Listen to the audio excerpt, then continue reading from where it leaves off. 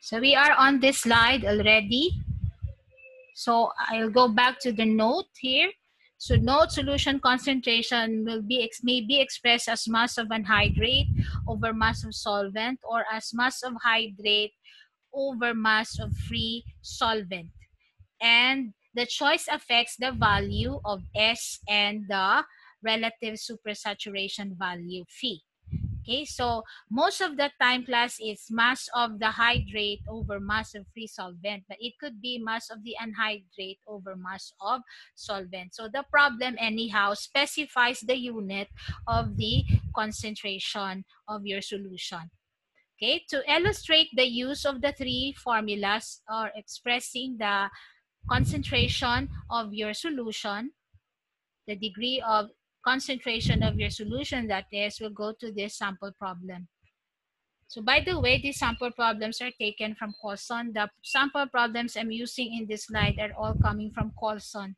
The sample problems available in McCabe and Jadku, please, will be left to you to read because they are easy anyway to understand. I have already read through all of them.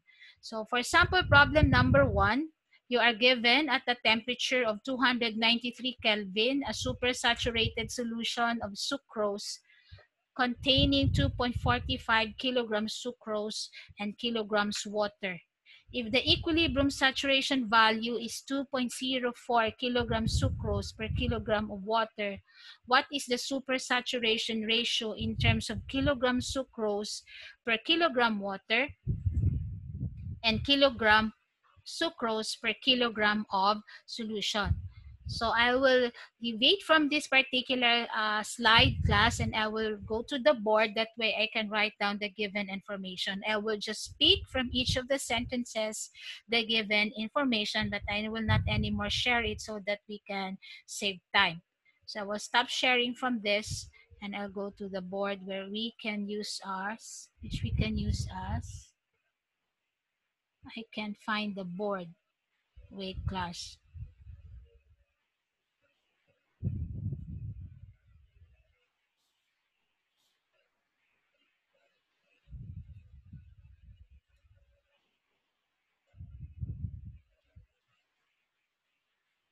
Okay, that's it. So for our first sample problem on crystallization, we have the very simple problem of the application of determining the supersaturation ratio and kilograms of sucrose per kilogram of solution of your given supersaturated solution of sucrose in water. So we will have, based on the statement, I will read it and then write the information on the board. That way we can go directly to the use of the formula. Wait, class, I still need to admit. Okay. Now, at 293 Kelvin, a supersaturated solution of sucrose contains 2.45 kilograms sucrose per kilogram of water. So we will now go to the board and see what we have there. We can write what we have already, what I have already read. Okay. So this is for our sample problem number 1.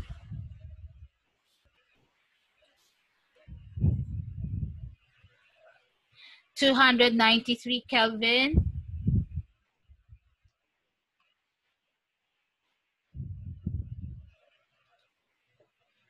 And a supersaturated solution having 245 kilograms sucrose.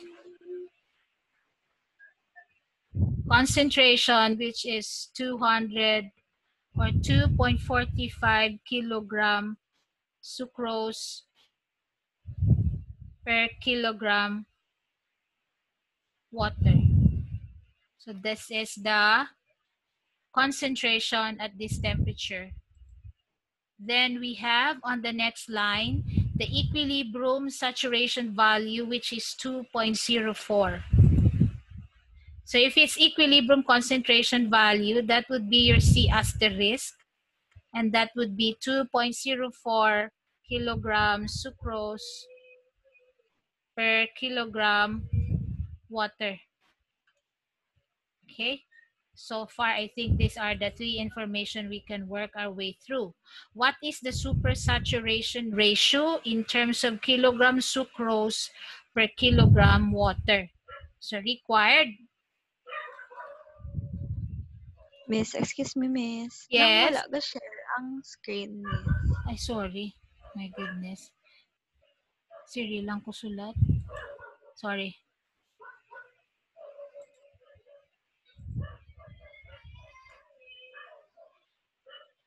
Do you see it now? Yes, Miss Arna, miss. Thank you. Okay, so this is the initial information given in the problem. At 293 Kelvin, the concentration of your supersaturated solution is 245 or 2.45 rather kilogram sucrose per kilogram water. The equilibrium concentration is 2.04 kilogram sucrose per kilogram water. Okay, we are required for the supersaturation value in kilogram sucrose per kilogram water. And what is the supersaturation ratio in terms of kilogram sucrose per kilogram water and kilogram sucrose per kilogram solution? Wait.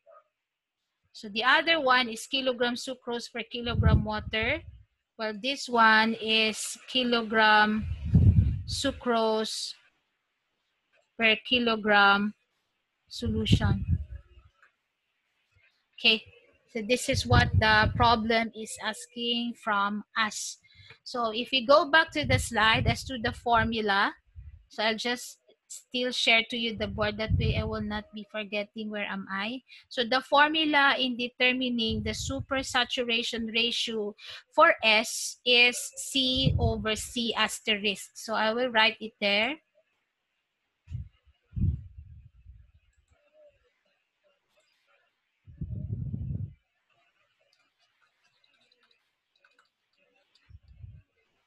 So you have S is equal to C over C asterisk. Okay.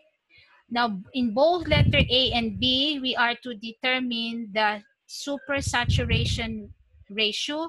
But in A, it should be kilogram sucrose per kilogram water. And in B, it should be kilogram sucrose per kilogram of solution. So we'll go to the next slide to do that. So if we will have S, letter A, being equal to C over C asterisk, meaning you will determine the S, the supersaturation ratio, based on the original units that are given to you in the concentration.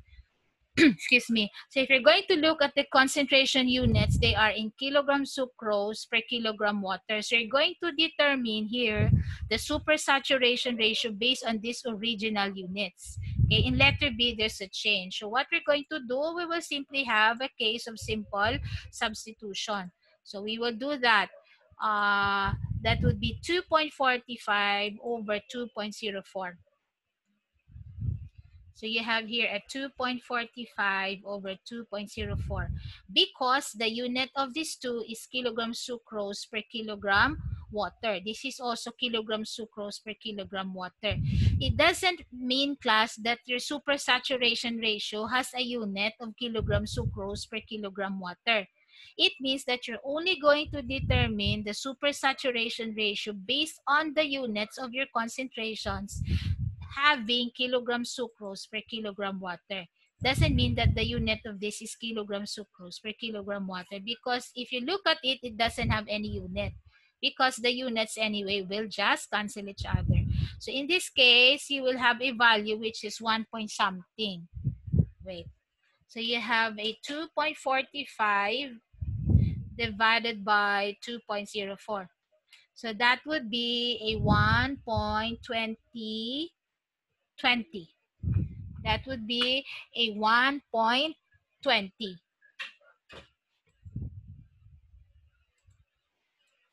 Now letter B. Okay, in letter B, this time the unit that the problem is asking from you is when you determine the supersaturation ratio would be kilogram sucrose per kilogram of solution. How will you do that? And somebody suggests to me, how will I find the supersaturation ratio wherein the units of these two, the C and the C asterisk, has to be kilogram sucrose per kilogram of solution? What will I do? Mag kami is 1 kilogram sa kada C. Okay, so I will first have a C computed and UC computed. This is 2.45 kilogram sucrose per kilogram water, right? So what do I do? Kilogram sucrose per kilogram of solution. So what do I do now? I'll erase. I need to convert to unit kilogram sucrose to kilogram solution. What do I do? My C, sorry. Would it be adding 1?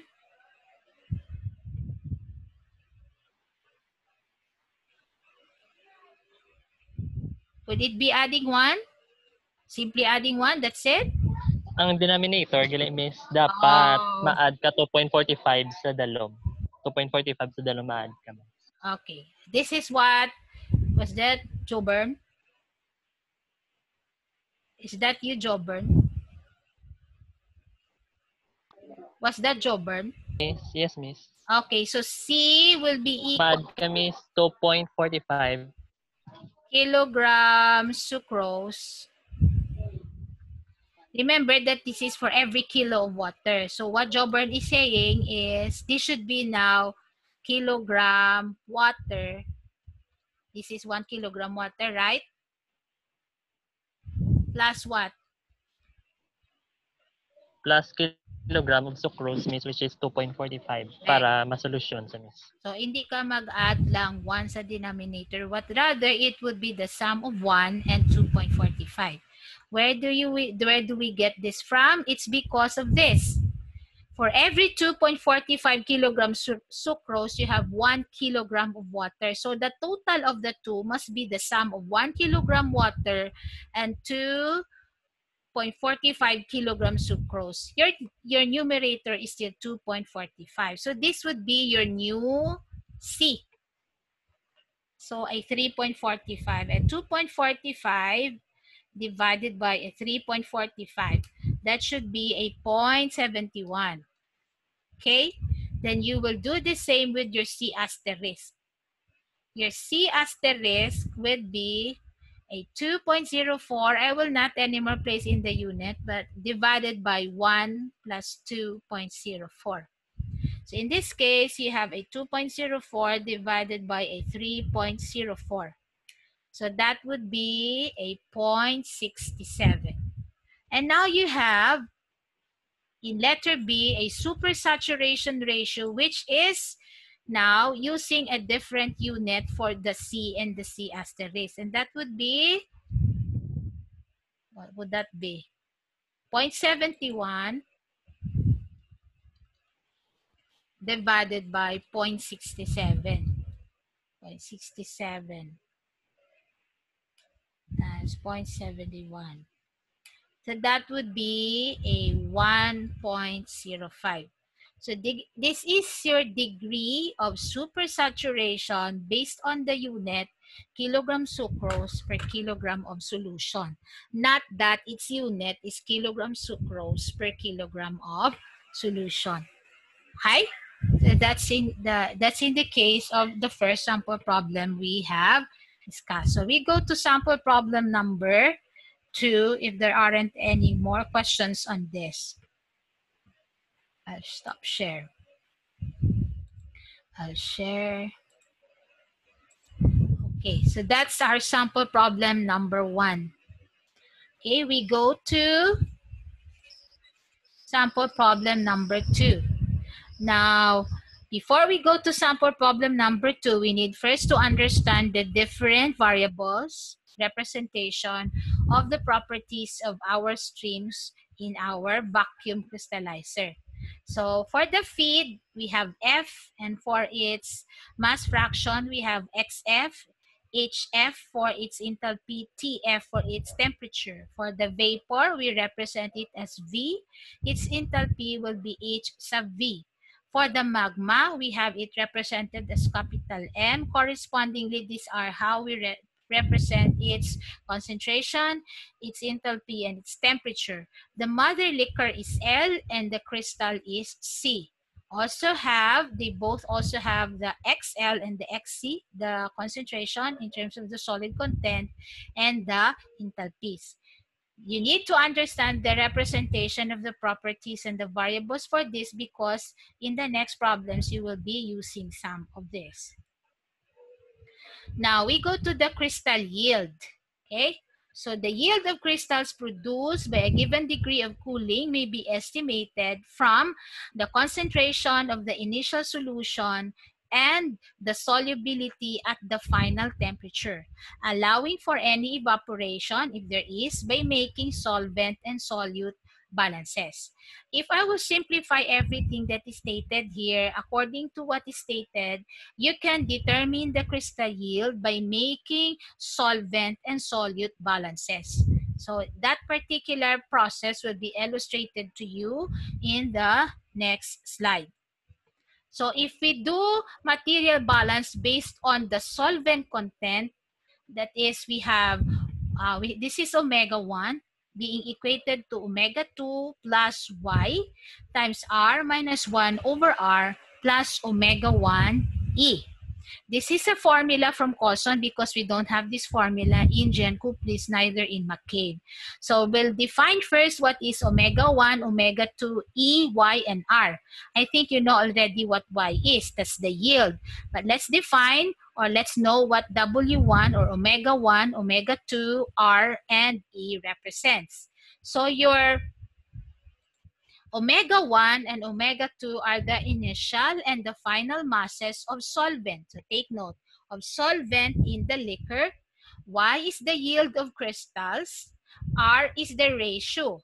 Ratio of what? Molecular mass of the hydrate over molecular mass of the anhydrous salt. Meaning the molecular mass of the solid with the water divided by the molecular mass of the solid only, not containing the water because it's anhydrous here. And E is the ratio, the mass of the solvent evaporated over the mass of the solvent initially present in solution. This equation here allows us to account for the solvent initially present in our feed to the solvent that is present after crystallization already proceeded, to the yield, and to this E, the amount of solvent that is present in the evaporated water. So anyway, it's defined here. E is the ratio of mass solvent evaporated over mass of solvent in initial solution. So this is our solvent balance. What about the solute balance? It says we have to do both. That way we can come up with the yield. So this is our solute balance. The C1 and the C2 are the initial and final concentration of the solution. Take note, how is it expressed? Mass of anhydrous salt over mass of solvent. Meaning, your concentration here should be in the form solid only over solvent. Concentration in terms of the solid content only over the solvent. Now, if we will substituting omega 2 from equation 1, meaning class, I will get an expression here of omega 2 from this equation and substitute it here in this equation, we will arrive at this new equation. The omega 2 derived from the solvent balance in equation 1 will be substituted to this particular equation of our solute balance. And it will giving us this particular equation. If we will solve this in terms of the yield Y, it would be something like this. Okay, However, the E has to be first determined if it is not given in the problem. If the problem already gives you the amount of water evaporated and the initial amount of water, you have no problem. The two equations that we have dealt with, equation 1 and equation 2, and equation 3 simplified will give you this particular formula.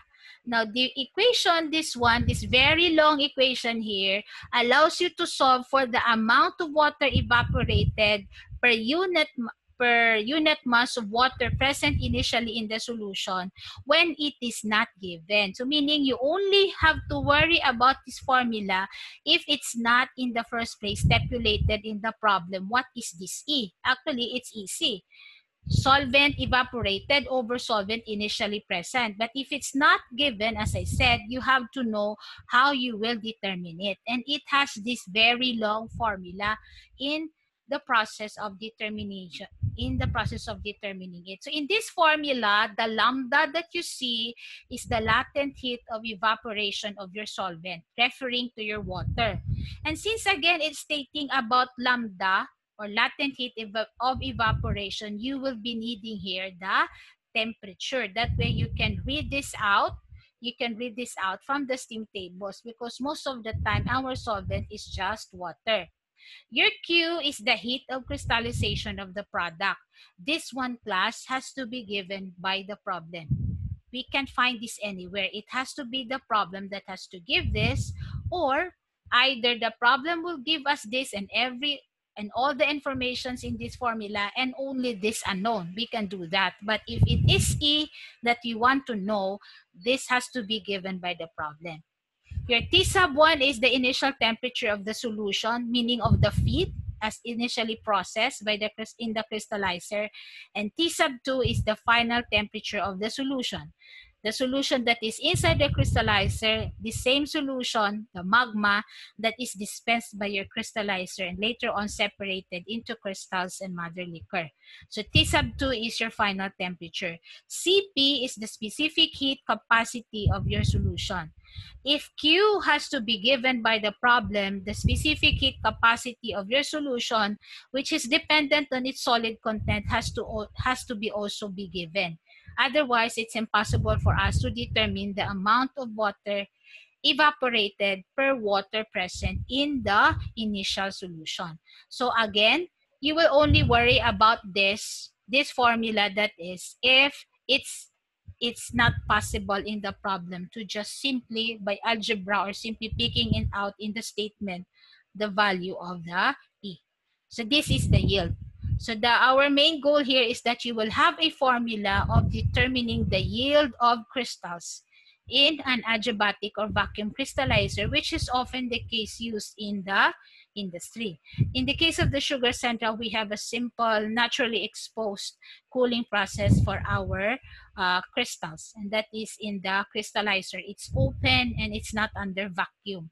It's a simple process of cooling. Question, will we be using the same formula even if the process is not under vacuum? As long as it is adiabatic, you can still use this particular formula. If the problem is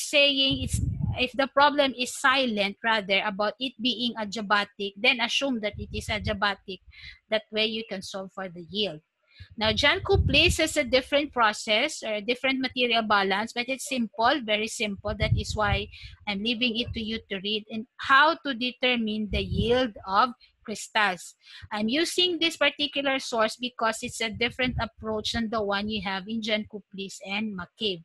And most of the time, problems in the board exam are taken from Colson. So that is why I'm using Colson now for the topic of crystallization. So this brings about our second sample problem, which is our application to the formula shown to you a while ago. So what is the theoretical yield of crystals which may be obtained by cooling a solution containing 1,000 kilograms of sodium sulfate with this molecular mass in 5,000 kilograms water to 283 Kelvin? The solubility of sodium sulfate at 283 Kelvin is 9 kilograms anhydrous salt per 100 kilograms water. And the deposited crystals will consist of the decahydrate with molecular mass 322 kilogram per kilogram mole. It may be assumed that 2% of the water will be lost by evaporation during cooling. So since the problem already stated in the last statement that it may be assumed that 2% of the water will be lost by evaporation during cooling, then that simplifies the problem for you because this is already your E. Amount of water evaporated over initial amount of water. That's actually the percentage of water evaporated from the initial amount. Then you don't need to worry about finding the E based on equation number 4. Excuse me, this particular equation because it's already stated here. Okay, so I'll go to the board and write down what we can identify as the given information in this problem. So number 2. For the given in number 2, I will read out and then please listen. My memory is very short term, so I might forget what I read. So in the first statement, it says that, wait class, where is that? Okay, I'm not showing it anymore. You're asked for the theoretical yield when we cool down a solution containing 1,000 kilograms of sodium sulfate in 5,000 kilograms of water. So I'd like to write it as is where is. I will not write it in the form of concentration. So that way later on you would know how to work your way through it. So it says there you have 1,000 kilograms of solute for 5,000 kilograms water. So I write here initial. This is the initial concentration. So mass is 1,000 kilograms. Our solute is sodium sulfate. Miss, excuse me. Yes. You Miss, cannot why see ka it? naman, Miss, ka naka-share screen? Okay. Wait.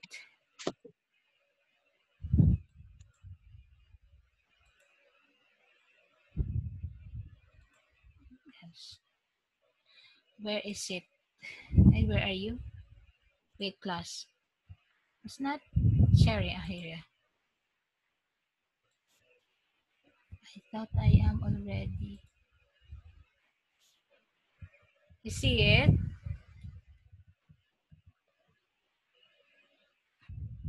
Okay na, Miss. Sodium sulfate. And you have mass of water 5,000 kilograms. This is water. Okay, 10 minutes. You'll have the initial concentration, and I like to label that as C sub O would be. Remember, we are to express concentration in terms of, so what did the PowerPoint say? In terms of the formula that we're using, the concentration should be expressed as mass of anhydrous, that means solid only, over mass of solvent. So we were going to deal with the given as is where is. So solid only over that of the solvent. So this is 1,000 over 5,000, and this should be 0.2. Okay, now please check what I'm writing there. I go to the problem. So it says there, the molecular mass of sodium sulfate is 142. So I'd like to place here molecular weight is 142. That's for the sodium sulfate. Okay. Sorry, where is my... Then we have the temperature at 283 Kelvin. So your feed is at a temperature of 283 Kelvin. That's based on the statement. Feed temperature is 283 Kelvin. Then it says that the solubility of sodium sulfate is 9 kilograms anhydrous per 100 kilograms water. Now, this phrase class that says the solubility of sodium sulfate is 9 kilograms anhydrous per 100 kilograms water tells you that this is already the concentration, final concentration of your solution containing the crystal. So it is 9 per 100 kilograms water. So I'd like to write it that way. So your C, final concentration, is 9 kilograms solute or solid per 100 kilograms water. So in this case, 9 divided by 100, that should be 0.09. So I will not anymore write the units. Okay, now I'm already solving the concentration of the given. And then it says there that your crystals will be now in the decahydrate form. So how would you interpret this? Your crystals will be in the decahydrate form. How would you write that? Crystals already in the decahydrate form, meaning your crystals here in the final solution will be sodium sulfate decahydrate. So it's already hydrated. This is the anhydrous salt. This is the hydrated salt. So the molecular weight of this is given to be, how much is that? 322. So this is 322. Hi. What else is given here? It may be assumed that you have 2% of water. It may be assumed that 2% of water will be lost by evaporation. So we will, I'll just write it here so everything will be written here in terms of the given. You have 2% evaporated, so you have E as 0.02.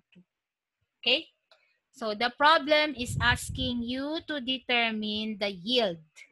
So it's the yield that is being asked. So we go back here and write required is the yield. So if this is the required, we have to write down the formula for it. So yield is equal to, I'll copy it here, R omega 1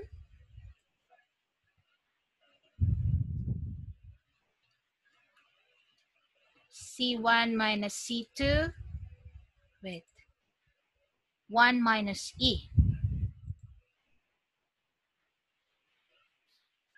1 minus E. And then the denominator of this is 1 minus C2 R minus 1. So this is 1 minus C2 R minus 1. So we will substitute what we have. So the R is defined as the ratio. So we'll go back to that part of the slide wherein it's defining what should be the R. So the R is the ratio of the molecular mass of the hydrate over the molecular mass of the anhydrous salt, meaning molecular weight of sodium sulfate decahydrate over molecular weight of only of sodium sulfate. So I'll go back here and solve for the R. So R is molecular weight of sodium sulfate decahydrate over molecular weight of sodium sulfate only. Let's say this is our equation 1. So you have, based on what we have here, 322 over 142. So this is 322 over 142. 342 divided by 142. That should be 2.41. Now, what else do we need? The E is there already. The concentrations I already solved in the given. So all we have to do is substitute. So we will have the yield here equal to the R, 2.41. So you have a 2.41. Omega 1 is the, wait, here, omega 1 is the initial water content. Let me check if I got it right. Omega 1 is the initial and the final masses of the solvent. So I'm right. Omega 1 is water content initial and omega 2 final water content. So we go back here and determine the initial water content. So the initial water content here is 5,000. So that's the purpose of really having to write the raw data. So initially we have 5,000 of water. So we will multiply this by 5,000. Then we have here, what do we have next? We have the C1 and the C2. So our C1, I did not solve for C1 there. The initial concentration is 0.2 and the final concentration is 0.09. So we will place it in here. You have 0.2 minus 0.09. And based on the formula, we have 1 minus E. So this 0.09 will be multiplied to 1 minus 0.02. Our denominator is 1 minus concentration 2. Am I right? Yeah. Multiplied to R minus 1. So the R minus 1. So your R is 2.41 minus 1. And you have already the yield. So the unit of the yield, of course, is mass unit. Okay? So you have 2.41 times 5,000. Sorry, I will have first negative 0.09 times 1 minus 0.02. Okay, then we'll add that to 0.2 and we'll multiply that by 2.41 and 5,000. So my numerator is 1347.19 and my denominator will be minus 1 times 0.09 negative 1 plus 1. My denominator is 0.8731. So you have an answer of